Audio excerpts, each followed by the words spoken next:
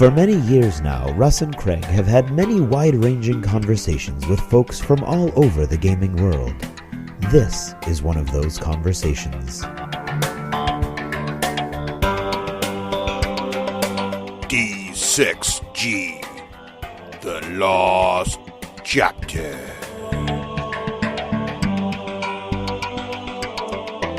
So I'm like, no, you don't understand. The squirrel, when he gets the plastic explosives, blows up. That's 2 deaths. Right, because he dies. You're either squirreling. It's a bomb. Right. You know what? We need an expert in squirrel death. Where are we going to find an expert in Dunkin' Donuts?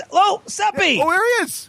Hey. The maker of Squirrel or Die there he is up there at the counter. Look, what do you got there? Is that a cruller? What are you eating? No. I like those jelly apple-filled apple. Yeah, the apple crumble ones with the apple frosting. Ooh, those are good. And the coffee at Dunkin' Donuts. You can only get this kind of coffee in the East Coast. That's right. In the Midwest, we don't have as many Dunkin' Donuts, and particularly in Minnesota, we don't have a lot of them. So I'm very excited to be here. Cool. Well, come and sit down. Yes. Because we were discussing Squirrel or Die. But before that, we were talking about recycled movies from the 70s and 80s. Because as you know, Russ and I, as children of the 80s, are trapped back in the 80s. Right. And very seldom do we surface and raise our heads above the tumult of the 70s and the 80s. Okay, then tell me what you think about The Rock as Jack Burton from in the new remake of Big Trouble in Little China. Unnecessary. Yes. Unnecessary. Unnecessary. That movie stands on its own. You're not going to be able to do it without it being cheesy, and it's already cheesy. So what are you going to stand? What could be gained by redoing Big Trouble in Little China? Yeah, I'm shocked. I'm like, what could you actually add to this movie by redoing it? And Jack Burton is Jack Burton, man. You leave him alone. Yeah, there are some things you don't touch, and this is I do get nervous about some of these remakes because I really feel like they're cheapening the original. Well, not only that, but they're not doing well. That's true. Usually, I mean, some of them do very well, of course, but I mean, a lot of them, they take your childhood, they crush it, they step on it, they spit on it, and they don't make any money. I mean, the Three Storms, maybe there's some wiggle in there, but I love those guys. I'm like, Thunder. Oh, yeah, you can't do Three Storms. Kill it for me. Could you do that? No. I'm like, oh, God, please, yes. Rain, like lighting. I mean, maybe there's something in there. They're also sort of just like one-dimensional. Maybe you could do more there, but I don't think so. But then to you'd lose what? I mean, you can't build one thing unless you're going to make a 3-hour movie. Yeah, right. I like The Rock, well enough, but he's not Kurt Russell. No. Not even now close. You've got me all worked not even up. You started with a tough one here. This is that just put me in a place. I'm not going to lie. All right, then let's go to the next place. All right. Of course, the new Independence Day movie's coming out. Yeah, but that's not from the 70s or 80s. Isn't it? Isn't that the ladies? No, that's the 90s at the earliest. At its worst. You're off by a decade. Although that's a sequel. That's an interesting topic, though, right? Yeah, because that's a sequel, not a remake. So is that okay? Because, yes, so the new Independence Day movie is a sequel. It's like years later after the official one. They're even making it like 20 years later. So the original was in the 90s. Because it's kind of like what they're doing with Star Wars. Yes. Like that time lapse thing. It's like a generation later, right? Which I guess, is that better than when they remake a movie?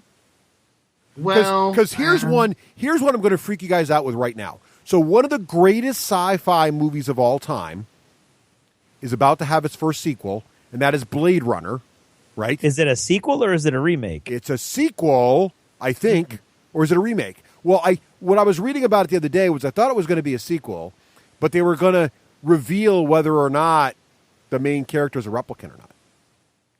And that's like a thing because it's supposed to not really be known. It's kind of like the new Total Recall they screwed up also because they went in and kind of explained the end of it. But the best part about Total Recall was you didn't know at the end of it. Right. They are calling it a sequel. Yes. So the new Blade Runner is a sequel, but they're going to reveal, no, you don't know. I don't know. What do you think about that? Well, it gets even worse. Like the prequels for the Aliens movie, the Prometheus, that movie is doesn't oh my count. God. No. Doesn't count. Oh my God. Can we just agree? They even gave up calling it a prequel. Have any prequels not sucked? I mean, have we not learned anything from Star Wars? Do we need to do prequels? Why do we do prequels? What's the point of those? I mean, it's a good prequel? There's a couple of prequels I want to see. All right. And that is Edge of Tomorrow. I want to see the Angel Verdun story. I'm excited about that one. They're doing that because that was awesome. I want them to do that. Live, Die, and Repeat. I want them to do that. That would be John Wick. I want to see the prequel. I want to see the original thing that allowed him to get out of the Russian mafia. All right. Those stories, but they had built the prequel into the story. Yes, that's sort of different. Right. I agree. You know? Yep. One movie I didn't see on your list at all. Yeah. Russ? Yes. The Highlander movies. Okay. So, but are those guys? recycled? Those started sucking before they got out of the 80s. Yeah, but are they recycling those though? Well, I mean, if we're looking at the list of things that they could recycle. Well, yeah, okay. So we're getting very, very fuzzy here between things that are being recycled and things Seppy thinks might or might not someday get recycled and be good or bad. Well, that's fair though. So are you predicting they will make another attempt at Highlander? Oh, absolutely. That's going to happen sooner or later. You don't think that's the case? I don't know. With the whole TV show and everything? They've failed. The TV show is okay, but they've... Well, they're doing Stargate, for God's sake. I know it's another 90s property, not an 80s property, but they're starting it over again. Yeah, that's true. Okay, maybe they'll do that. I think we'd get, like, Dirty Harry first. Oh. I think someone will redo Dirty Harry. Really? At some point. It needs to be done. Yeah, I don't know. I don't know. That kind of character is not really popular nowadays. Can that only... I don't know. He hates everybody. They tried to do the Green Hornet. Yeah, that was a flop.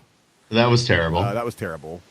Well, Karate Kid, they tried to do that. That was terrible. No good. No good at all. What about Beastmaster? You think they'll ever redo Beastmaster? Did they do that yet? Oh, it had a TV show, but I think that's something that could be on the list. You know, Mad Max is actually... That was good. That's amazing. That was fantastic. So, yes, they did a good job with Mad Max, I would say. Yeah, that. That's not a prequel. No, but it's a recycled, property. It is. No. What I'm saying is, but the only sort of blanket statement we've made so far is that prequels suck. Yeah, I don't know that we have a lot of rules on this. Suck. Let's see. There's got to be at least one prequel that doesn't suck. There's got to be. Don't you want to see a Thelma and Louise prequel? No, not really. You know how it ends. No need. What's the point? Yeah, I don't think that works. I'm trying to think of a good prequel. I feel like there is one out there, but I can't think of it. So I'll listen to that. There's got to be one. Has there ever been a good prequel made? I don't know. I was trying to think the James Bond movies. You can make an argument that with the resetting of the timeline, that's a prequel. Like, yeah, like the very first Casino Royale. You could argue that is a prequel, but you'd have to have like a lot of like reboots. Yeah, exactly. You'd have to be very convoluted in your logic. Yeah, I think that's a reboot, and there are successful reboots. So I think the new Mad Max is technically a sequel, but you could also argue that's a reboot. But I think different Max reboots work. So like, I think the new Star Trek worked. Right, that's a property from the 70s that came back. So the reboot of Star Trek was good. So I think that can be done. But I think Star Wars is the classic is now the go-to example. Ooh, X-Men First Class. That was a prequel. Oh, that was really good. I like that movie. Was it better? I mean, was it better than better? No. Did we argue better or just good? Yeah, that's true. We argued didn't suck. Okay, we had a blanket statement that prequels suck. Fair. I think X-Men First Class establishes that not all prequels suck. Ooh, the Batman Begins prequels. Are those prequels though? Those are just prequels? Reboots. No, that's a reboot. Yeah, that's a reboot. Yeah, I'm looking at a website and I'm already disagreeing with the right definitions of that. Yeah. All right. Let's see. What's another movie that was recycled? It's counting The Hobbit as a prequel, kinda. Okay. But the book was written I first. can see. So The Hobbit is actually a prequel. Ooh, Also- Seppy, it does have Casino Royale as a prequel. All right. Where are you You're looking? good. My You're gosh, good. I gotta get on my phone. actually- This I'm Dunkin' gonna- Donuts Wi-Fi sucks for me. Well, I'm going to throw this out there, though. I'm going to say The Hobbit is almost in the same category as the Star Wars prequels being not as good as The Lord of the Rings, right? The Hobbit is not as good as the original. No, I think, but the trilogy. flaws in The Hobbit are all in execution and intention. All right, They took one smaller single book and stretched it out to be the same length as For no one of the reason. greatest trilogies of all time. Right. Yes, I don't know what happened. So there. they filled it in with one of the most boring books ever written by one of the best authors ever to live, Mm-hmm. the Silmarillion, the freaking Bible, as far as as far as the interest value of the reading goes, and then a bunch of other stuff they just made up. Yeah. Like Yeah. like the goats or the pigs or what were the dwarves riding? I don't even know. I forget. I love Jackson as director. The Frighteners, I think, is a fantastic movie. Yes, it is, actually. Is that a '90s movie? I'd have to look that one up. I don't know when. I feel like it was the 90s. I don't think. Yeah, that was I that think early. it's The yeah. first Texas Chainsaw Massacre? No, the Frighteners. The Frighteners. The Frighteners. Frighteners. Sorry, I'm reading. Sorry, I crossed my Frighteners. wires there. Everybody gets to a point where they think they're better than needing an editor, Yes. and Oh, yes. invariably they don't make Right. as good stuff. Yes. And I think the Hobbit movies are a perfect example of that. Yeah. The Frighteners was very decent. Edit. Yeah. Murder your darlings. Yes. Murder them, your kill darlings. them. Yes. Kill them all. No, not all, because then you would Well- know. Squeeze them into a apple-filled donut. Yeah, I think a good rule of thumb is never have more movies than you have books. Would just be a good rule of thumb in general for this stuff. Also, never turn now we're off topic, but never turn a children's book into a full-length movie. For example, How the Grinch Stole Christmas, not a good film. Not a book. That was never a book. Yeah, it was. The first Harry Potter book is a children's Rise book. of the Planet of the Apes. That's another prequel that was pretty darn good. Yes. Oh yeah, the latest one. I would argue right. that's Okay. actually way better than the original. Yeah. All right. Holy, yeah, that's a really good example. I'm on a new website. It's Finding better. Monsters University. Better. That was pretty good. That was not better than the original, though. We didn't say better than All the right, original. fine, Not fine. sucking. Not sucking. Our level, Not our bar sucking. is low, right? Our bar is low. We set the bar about as low. We are so far below, Right. not too horrible. It's not even funny. So we're not recommending you watch any of these films. We're just saying, they don't suck. Right. Well, Right. So what's a movie? We're asking for more advice. Yes. Like if somebody can say, there's a formula, like 1 out of 18 prequels doesn't suck. Right. Then I want access to that formula. Yeah, As a math guy, I want to know, Yeah. what are the odds before I go to this movie? How much am I taking my life in my hands? So what movies from the 70s? Did you know that Indiana Jones and the Temple of Doom is set a year before Raiders of the Lost Ark? Well, that's an example Yes, of prequel sucking. I did. And that's I an did not know example- that, but I agree. I hated Temple of Doom. I'm just saying I didn't know that it was set a year before. Yeah. Hold your heart, Indy. No time for love, Dr. Jones. Yes. Okay. What about? All right. So, what about movies that are from that time period, the 70s, 80s, that we want to have some kind of either reboot or? Ooh, what about the Karate Kid reboot? That was not very good. No, it was not. We talked about how terrible that was. I watched it. It was watchable, but it wasn't good. Good. No, it was not. It was not the original. No. It was Oh not. my god. Yeah. Well, I'm looking at your little thing here. I would a lot of these. You know what? We also have to acknowledge that we're blinded by nostalgia. No, we're I not. think- No. No. No, never mind. Wait. Go Our back and watch opinions some are of these. valid. We are the sole keepers of what is good and right and proper. Yes. Well, A, Yeah. true, but B, like The Princess Bride shall never be made again. it can't Oh my be God, made again. please don't ever That do would that. be a movie that would be there is no better cast for that film. That is true. Possible by man. I agree. Right? Do not touch The Princess Bride. Do And not. nobody is, and we should No. mention that nobody is thinking of touching Oh, it. someone is. So they should. Really?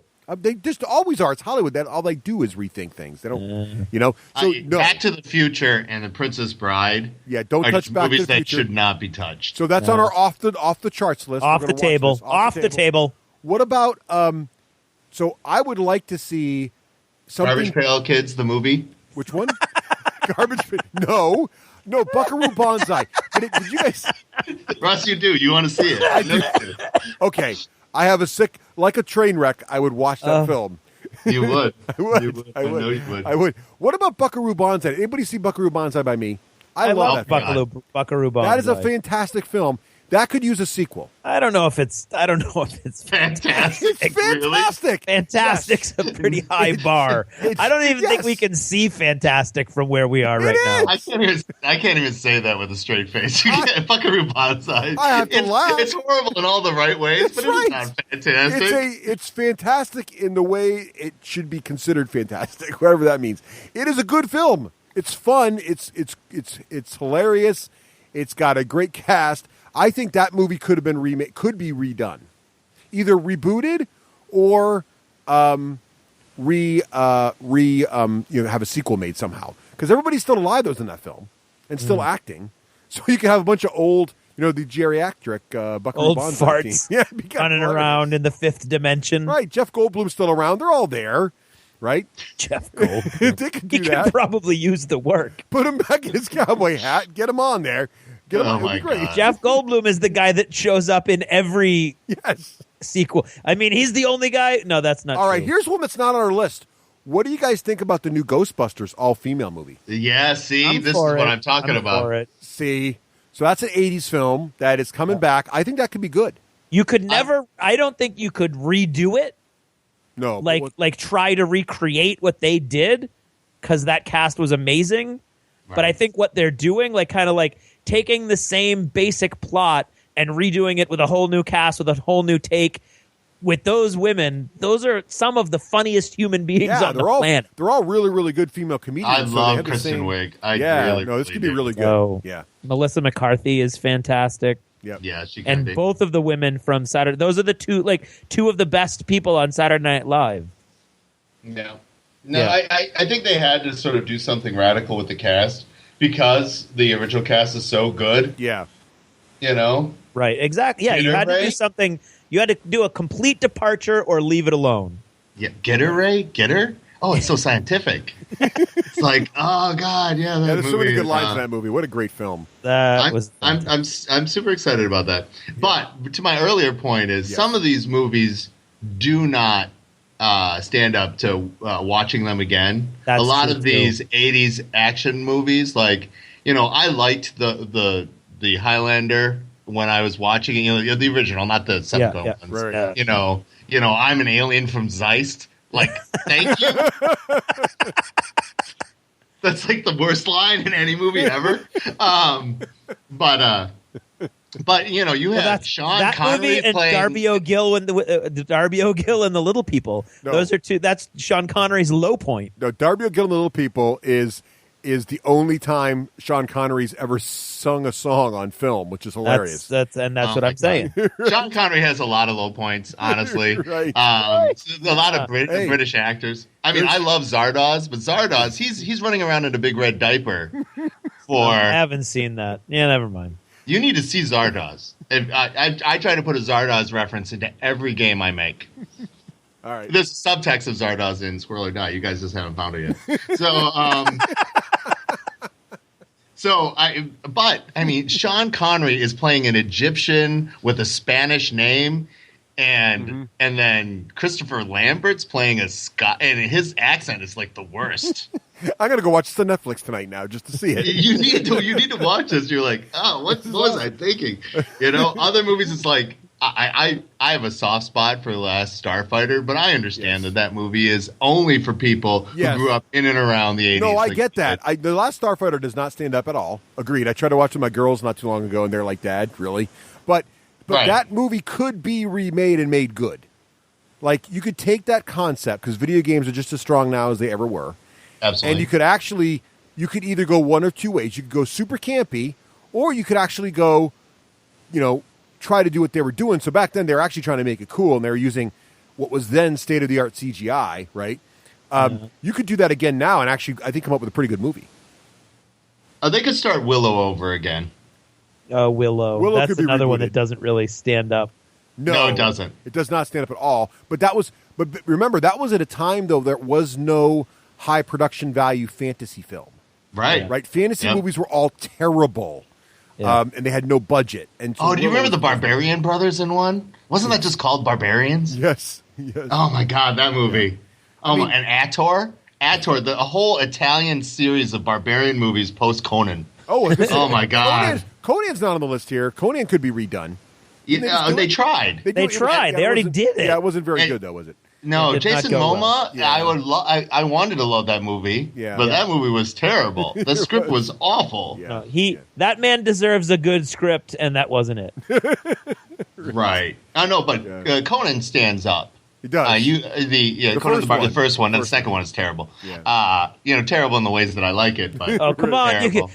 You cannot lose in any movie where Arnold Schwarzenegger whines, "These are the Queen Scots. Why did they attack us?" That is a great line from Arnold Schwarzenegger. Oh, Grace Jones totally steals that movie. God. I love Grace Jones. Here's one for you guys. I even like her in the terrible Bond movie where she's the super villainess. Oh my God, I love her so much. Awesome. So here's one for you guys. So we just talked about Ghostbusters and how we think the new one might be good because they're sort of taking the same formula but with modern actors that could execute on that formula and trying it again, right? Right. Do you think of the formula for the Flash Gordon movie, right? From the 80 or 1980, I think it was, with the Queen soundtrack, right? And it was full of camp and over the top makeup and everything, but it worked on the level it was trying to work at. Could they do that again now with the same angle, with another popular rock? Could they execute that in a similar way, or would it just fail? Okay, so Flash Gordon and Highlander are two of the best soundtracks ever. Ever. It's crazy. Yeah. I like Freddie Mercury and the guys. They really sort of were excited about making songs for these. Oh yeah, movies. Yeah. The argument. Yeah, I don't know. So I don't. You're saying there's no band today that could recreate because the soundtrack is half those films. Oh, Nickelback, absolutely. No, I think it should be Coldplay. Flash Gordon's new soundtrack is just pure Coldplay. I'm trying to think of a band today that could pull that off. I mean, obviously, it wouldn't have the Queen sound, but is there someone else who could, do it that crazy? I want to say, Bare Naked Ladies might be able to pull it off. Or somebody like that. Oh, right? No. No, Bare Naked Ladies as a Queen stand-in? No. It has to be a totally different angle. They're taking Ghostbusters, right? They're doing a totally different angle, but it's the same sort of formula. Like a witty, you'd have to take, the lyrics in the Queen songs make that film, the over-the-top craziness. If you listen to the lyrics in the Flash Gordon song and how just dumb but great they are, it's like B&L has some of that same very witty lyrics. It wouldn't sound like Queen at all, but could you do that? Maybe it's not them, but is there a band that could pull that off? And is there a set of writers that can pull it off? Not that I'm familiar with. Did either of you see Velvet Goldmine? No. Velvet Goldmine's sort of a fake life of Bowie movie. Yeah. And it's sort of non-linear storytelling. It's pretty fantastic in its own way. They tried to get the rights to use Bowie's actual songs for it. Yeah. And they couldn't. Yeah. So they ended up letting the Radiohead guy create a fake band and a fake name that he ended up doing the entire soundtrack from, and that soundtrack is bananas good. And it's a movie about music. I mean, it's a little sort of gender bendery, but of course, any glam rock piece will be that way. Right. But it's pretty fantastic. So I would nominate somebody like Beck or the Radiohead guy. Yeah, they could make it happen. All right. I would like to see someone try that. It would probably fail miserably, but it'd be worth a shot. Oh, you'd have to. Oh, my God. That'd be so hard. Yeah, it would be hard. But have we seen a movie like that, though? Has there been anything like that, recently? I can't think of one, but maybe I'm just not maybe I'm just stuck in the 80s in my head, so I'm predisposed to think a certain kind. Well, all right. Here's a couple of things. Yeah. People trying to capture that 80s formula. So there's the expendable movies. You actually get all the 80s guys and put it in there. Right. Okay. You know, if you were. Did you guys see Kung Fury? I did not. I did. I did not see Kung Fury. Russ, you need to see Kung Fury. Right. It is like the id of every 80s movie. Okay. Like you personify an 80s movie and then you let its like evil sort of psychological dark part just run rampant and then actually give it like modern terrible CG graphics and it's 30 minutes of crazy. Yeah. So the next one though, I would actually highly recommend this if you want an 80s movie that you've never seen before. But it was made in 2015, is Turbo Kid on Netflix. Turbo Kid. Sure. All right. That one I have not seen. You should watch Turbo Kid, and you guys can send me hate emails if you hate it. But it is actually an 80s movie made in 2015. It won some awards at one of the film festivals. It's made in an 80s type way. It is an entire 80s type story. It is so true to the like the terrible 80s movies that it's actually fantastic. All right, I'll have to check that out. Nigel from Muse on Minis, he swears by it, and Colin, some other people. But yes, if you're looking for an 80s movie, Turbo Kid on Netflix. It's crazy good. Right, it's crazy good. And just strap yourself in. You're like, holy shit, somebody decided they wanted to make an 80s movie. Like last month. All right, I get it. Cool, right. That's awesome. Very cool. Well, Craig, do we miss any of the ones on your list that we think should be recycled? Lady Hawk. Ooh. I loved Lady Hawk. Lady Hawk was good. Do you want a sequel or do you want a reboot? I think you could do either. I could imagine a sequel being cool. But I mean, like, all of those people are much too old now to really be of much interest visually. I can't imagine Matthew Broderick playing a clever little thief nowadays. I don't think he would quite fit through the sewers that he slides through in the movie. No, I think he's the old retired king thief now who leads the Thieves Guild. And that's true. That's true. You could take a spin on that. Right. That's it. But speaking of quotes, that's got a great quote in it. Where's the girl? She flew away. Shut up, you. God's truth. She flew away. And then the guy gets shot with a crossbow. The guy who's questioned him gets shot with a crossbow by Rutger Hauer. He falls off the thing, and Matthew Broderick looks up and goes, "Thank you, God. It pays to tell the truth. I see that now." That movie is awesome. That is a good movie. All right, it's definitely got its moments. How about other movies we think that should never be touched? Trading Places. Yes, I think is a movie that can't be touched. They already tried that, didn't they? Yeah, didn't they? They tried Trading Places and it was terrible. Really? There was another I gotta look this up. Yeah, IMDb that one. I'm pretty sure that got rebooted not in the mid-2000s. Yeah, I think so. That's impossible. That's horrible. I know it was a bad idea. Google it. I don't see it. Maybe I'm wrong, but didn't that right, Craig? I feel like that happened. I thought there was a movie that was the exact same plot. Right. I think it tried to be. I think Ryan Reynolds was in it. Oh my God! Ryan Reynolds and Jason Bateman did something that was the same kind of thing. I think same kind of thing, but that's not exactly the same thing. Yeah. I think Ryan Reynolds is our Sean Connery, having done such great and terrible things. Right. Simultaneously. Right. Oh God! You guys saw Deadpool? Yes, I love Deadpool. Trusted. I have not seen it. It was yet. exceptionally I'm hoping good. To see it soon. Yes. It was good. It was very, very good. Yeah, that's what I've heard. I was surprised. I was pleasantly surprised also. So, what about, should they ever remake, let's see, I'm trying to think of one they haven't. Well, so definitely, we already said Don't Touch Princess Bride. Stay away from that. No. What about Lethal Weapon? What do you think? I don't think there's enough there to really need to go back and do it. That's all. I loved them, but I don't think they need to be. But that was all cast and chemistry, though. So I think exactly. You could just do it with a different. I mean, they've already redone it. Name another buddy cop movie with different people that was good. It's been, right. I don't know what makes Lethal Weapon special except for the cast. There wasn't anything. The franchise itself wasn't. The storylines weren't particularly. It was just the cast. Yeah, I think they already tried to redo it when they did White Chicks. Yeah. Terrible movie. It's a terrible, terrible movie. So what do you guys think about trying to recapture what Monty Python used to do? Right. So like, you can argue Gallivant is sort of a shot at this. Yep. But do you guys think it could be done, or is it something we should just stay away from, or is it like depends on the troupe that could pull this off? I mean, there's a lot going on there. Yeah.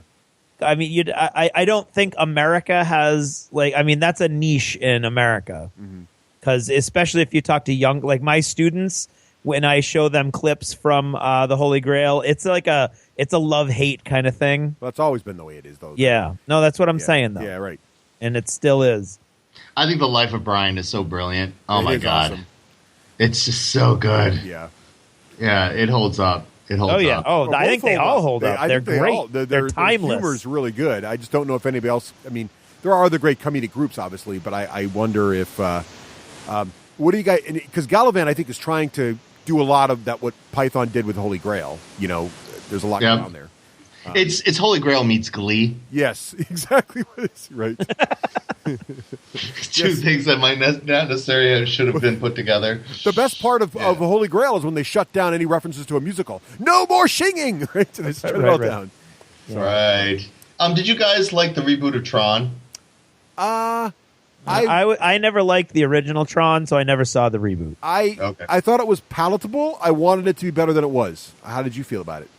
I liked it. I actually liked the cartoon based off of it as the second movie. Yeah, it was really good. Yeah, it was. Actually, you're right. Yeah, that was fantastic. No, and I liked the original Tron, so I really wanted the sequel to be awesome. There were parts of it I liked, but parts of it I wish were a little different. So I don't know. Well, the big thing for me, did you guys saw Ant-Man, right? Yes. Oh, yes. Yeah. And so young Douglas arguing in that boardroom with Agent Carter and yeah. It's like, holy crap, they got that technology right. They tried to do that in Tron, and I thought it was horrible. Yeah, you could see it looked wrong, right? It looked wrong. But they apparently have enough of Douglas in various movies that they were able to paste a very young-looking him on him. Yeah. Right. Yep. Yeah, that was pretty cool. It was amazing. It's like, oh, so good, so good. What about Lost Boys? Yeah, that's interesting. I think that could. Vampires probably are hot. Done. Could they redo Lost Boys or some flavor? Are vampires hot? I thought vampires were before zombies, and zombies are on the out. Yeah, but these things are cyclic, so I feel like it's time for vampires to come back. No, I think it's aliens. I think we're on to aliens now. Are we back to aliens and I again? don't think that Lost Boys had anything going for it that's going to appeal to the generation that's now just grown up with Twilight vampires. Yeah, and, I mean, they've seen True Blood on TV. There's the WB has like 30 or 40 vampire shows on it right now. Right. If it's not DC, it's Vampire, I believe. Right. That is true. In fact, I think it's called the DC and Vampire Network now. It makes me sad that I missed the Gilmore Girls. Yeah, exactly. All the good stuff's been taken out. So I don't think that the two nerdy kids know the vampires, and I don't think that Lost Boys, the hook, if you will, for Lost Boys is really appealing to the modern younger generation that it appealed. When it came out, it was us that it was aimed at. It's aimed at those kids, and it was a kids time who when, see themselves as those boys. And there weren't a lot of vampire movies back then, so it was kind of like bringing back an old boogeyman from the 50s, right? Yeah. Yeah. Okay. Well, I was reading something that says superhero movies are our version of westerns. Do you remember our parents are all gaga about just countless? You're like, how many westerns did you guys see? Tell you, There's just westerns all the time. That's right. So what happened that was my lifetime, right? So when I was a young kid, because I was born in '68, so I'm an old fogey, right? So when I was a young kid, the toys I played with, there were no sci-fi toys. Right. I mean, it was the space age. They just landed on the moon, so we had some like astronaut stuff and everything. Yeah. But the other thing we had was cowboys and Indians. And the big toy I had was the Lone Ranger, right? And that stuff was all old by then, but it was still the stuff. The movie that changed all that was Star Wars. So when Star Wars came out in '78, it and Lucas has even said this in interviews, he wanted to replace the Western with sci-fi. He wanted to change that, and he did. And so our generation switched over to sci-fi when Star Wars came out. Yeah. Right. And Star Wars was replaced by Lord of the Rings and Harry Potter. Yes. So fantasy then, and fantasy was all cheesy, but then Star Wars, then sci-fi was huge, and sci-fi had big budgets for a long, long time. And then you're right. And then the success, I would argue, of the Harry Potter books brought back the Harry Potter movies, which brought back Lord of the Rings, because now all of a sudden, why don't you go back to the fundamental fantasy guy? And then fantasy's huge now, and then now, I guess aliens are back, right? We're back to Yeah, sci-fi. I mean, Game of Thrones, is at the top of the fantasy sort of food chain. The grown-up fantasy, the grown-up fantasy food chain, so forth and whatnot. So on our list, back to our core discussion, Willow, and Lucas doesn't have anything better to do. Oh, you think that is so? true. You think Lucas will bring Willow back because he's bored and bitter about the whole Star Wars sale? Well, yeah, he wrote a whole bunch of Willow books. He was really in love with it. I mean, he really wanted it to be Star Wars fantasy. His fantasy Howard the Duck, because Howard the Duck was the most amazing thing. Yeah, Howard the Duck was not a good call. So superheroes, but you're right though. I forgot about you. We got off track. Your superhero thing is really interesting because that is really, that's the superhero thing. Since 2000, I would argue, is the first time we've really had good, the last 15 years or so, good, high quality, Star Wars / Lord of the Rings level superhero stuff, right? So it's really becoming... Michael Keaton.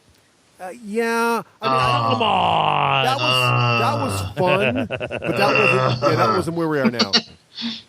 I mean, I like the Joker. Jack Nicholson as the Joker was awesome. Yeah, he was good. But that wasn't the level of the stuff we're seeing now, right? No, but Mark Hamill as the Joker for the cartoons. Oh no, he's awesome. Yeah, he's great. So good. Yeah, he's a great I like person. him there much more than Corvette Summer. Yes, fair. Yeah, no, but I think you're right because I think superheroes now are like everywhere, right? If you think about, they haven't really. I mean, DC's still trying to figure it out, but Marvel's really got it nailed down. Yeah, they made it an industry, and it's to the point where Disney wanted to buy it. If it was a card game, they would have finally built their engine. Yep. Right. So let's start turning that boy over and over. DC's still trying to figure out their engine. DC doesn't have their Euro little blocks all lined up there in the little squares. Yeah, that's the thing. Their worker placement. So what do we think is next? Have you guys watched Expanse? Yes. Yes. Yep. So good. Oh yeah, I like it a lot. I like it a lot. I like it a lot also. The books are fantastic, and this TV show is really, really doing a good job there. So it's a nice growing up. We've had actually quite a bit of grown up sci-fi on TV for a while. The reboot of Battlestar was actually quite good. And they're doing that again. Are they doing Battlestar again? They are. Oh, really? No. Yep. Really? Yep.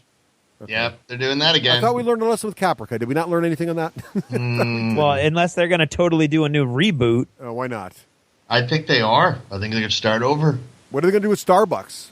Make them transgender now? Well, first of all, it's Starbucks, not Starbucks. Well, maybe he could be a coffee shop. That would work. He could be a coffee shop. He could be a semi-autonomous coffee shop. Right. You should use they too if they're either gender neutral or transgender. Good point. So That's that true. you can be respectful of them depending on where they are in the process. That's right. Caitlyn Jenner has taught us some things. Yes. So, no, I don't know why they've decided that this really needs to happen. I guess money is the reason.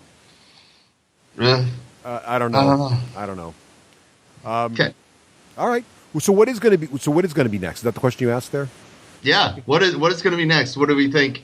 What do we think is going to be the new superhero? Red Dawn. They're going to do Red. Oh, wait a minute. They did. They did. They did. That was not so great. Yeah. I haven't even seen the remake, which is insane because I loved the original, but that's probably why I didn't see the remake. So, Seppy, are you asking what another movie is going to be rebooted, or are you asking what's the next genre going to be? If we're in the genre of superheroes are king right now, and I'm asking that. Or is there one of these movies or an intellectual property in books or something else that we run into or something that's going to be recycled? Here's what I think we're going to get back to. I think cowboys have been gone long enough; they could come back now. So what about Young Guns? What about redoing Young Guns with a new, whatever the current Rat Pack is, put them in there and get Cowboys cool again? It's been long enough. When was the last time we really had a good run of fantastic cowboy films? I don't know. I don't think the zeitgeist speaks to cowboys. I don't think so. We get a cowboy movie every so often. We get a Western. Like the Hateful Eight. Yeah, that was actually not bad. Some things are never going away. We will now always have sort of fantasy and True Grit. Yeah. True Grit was good. So what's the genre we haven't done yet, basically? Because we're always going to have some sci-fi. We're always going to have some fantasy now. But and now heroes seem to be, you can make a grown-up hero movie. I mean, what Deadpool taught us is you can actually have a rated R hero movie that's good. So maybe let's talk about Deadpool just 1 second. Yeah, okay. Deadpool was so incredible because there was really formula, but they decided to do this thing on top of the formula, this meta that made it super palatable. Yeah, and also they try to tell a very tight story. Yes, actually, you're right. The storytelling. Two things about that film are amazing: is the storytelling and the tools they use. So the way they do the fourth wall in that film is unparalleled, I think, unmatched so far. And you're right, because you think about that movie and there's really only one fundamental scene, like 2/3 or 3/4 that movie's all about, right? This one scene, and they just go back to it over and over again in such an elegant, amazing way. It is a great film on many, many levels. The fact that there's a guy in a red suit is almost like secondary. Right. Right. And it's actually a love story that comes out on Valentine's Day. It's crazy. Yeah, and he's wearing red. It's brilliant. There's so many levels it works on. Absolutely. Telling stories that have superheroes in it that are where they're not trying to save the world every time. Like Ant-Man got it right for that same reason. Yes. It's like, this is a heist movie. Yep. Well, I would say Guardians of the Galaxy got it right. Similarly, though, they had a little more Save the Universe going on. But in the end, it really was, these are a bunch of guys also doing basically a heist, right? So that was really I liked how they did that one as well. Because that was another movie that I was really pretty convinced going into Guardians that it was not going to be great because me too. It was too wacky, right? And Ant-Man... Rocket Raccoon? Yeah, well, exactly. I thought we were going to think it was cool and the mainstream was going to think it was awful. And all three of these films, Guardians, Ant-Man, and Deadpool, are all really kind of wacky and really should be all recipes for disaster. And they were three fantastic movies. Oh, my Guardians is so good. Oh, all of them are good. Well, Guardians, there's a good example of a soundtrack working. We're just talking about when's the next movie, the fantastic soundtrack. Guardians nailed the soundtrack. They nailed it. But again, that's nostalgia. Well, but that opening scene with him walking through that planet and killing those aliens to that song is just so awesome. It sets the tone for the whole movie. It does. It just sets exactly what it does. And the conceit that they came up with to include the music as part of the movie was great too. Yep. So that it wasn't just music that was incidentally occurring. It was actually, directly at various points in the movie directly impacting or enhancing the experience and interacting with the characters was very cool. Yeah, I mean, pelvic sorcery has to be one of my favorite lines in any movie at any time. That's true. So it's so good. But I mean, that has that piece of sort of revival. Yeah. That 70's, 60's, music component. And certainly that is why a lot of the Tarantino movies have had such an extra dimensionality to them. Yeah. You feel for them because they're like, wow, there's all this music that we never hear anymore because, it was sort of fringe at the time. It wasn't like the biggest pop whatever hit, but it was so good. Right. Yeah. And in that way, Rocket Raccoon, we're like, holy crap, how are you going to make... He's one of the most compelling characters in that story. He is. I know, right? Mm-hmm. So is Groot. The giant walking tree you care about almost more than anyone else in the film. And it's like he has no lines. He has one word. And he has amazing. 3 words. Yes. Come on. One line, 3 words, right. He has 3 words. The best part was seeing the Rock. Actually, he has 4. We're going to be technical. Yes, that's true. He does have 3. No, he has 5. I am Groot, and at one point he says, "We are Groot," doesn't he? Yes, he does. Yeah, that's so 5. So 5. Yeah, that's 5. Yeah, so okay. It's okay, Seppy. You're a game designer. You don't need to know math. Oh, wait a minute. All right, I just want to throw this. When we start dissecting the number of words that Groot uses in a film, I think we may be drawing to the close of this segment. So. Yeah, I've worn out my welcome. I can't count anymore. My Asian math has failed me. So, Seppy, thank you so much for joining us here on The Lost Chapter. And thank you for the coffee. Yeah, definitely, and enjoy your apple-filled whatever it is there. And we will see you on the main show here in about a week. Awesome. Yep.